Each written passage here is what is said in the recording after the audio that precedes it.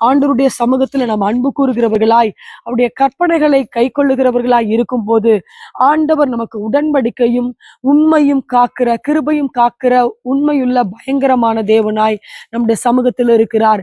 இந்த நாளில நாம் ஒரு தீர்மானத்தை எடுத்துக்கொள்வோம். ஆண்டவருடைய கற்பனைகளை கை கொள்ள அவருடைய வசனத்தை நாம் சார்ந்து கொள்ளுகிறவர்களாக இருக்கும் போது, அப்படி ஒரு பழக்கத்தை நாம் வைத்துக் கொள்ளும் போது ஆண்டவர் நிச்சயமாக நம்முடைய வாழ்க்கையில அவர் நமக்கு கொடுத்த வாக்குத்தத்தங்களை உண்மையை காக்கிற ஒரு பயங்கரமான தேவனாய் நம்மளோடு கூட இருக்கிறார். அது மாத்திரமல்ல, அவருடைய கிருபையை நம்மை விட்டு விலகாது இருக்கிற தேவனாய் இருக்கிறார்.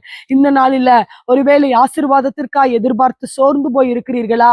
ஒரு ஆசீர்வாதம் நடக்கவில்லை என்று கவலைப்பட்டு இருக்கிறீர்களா?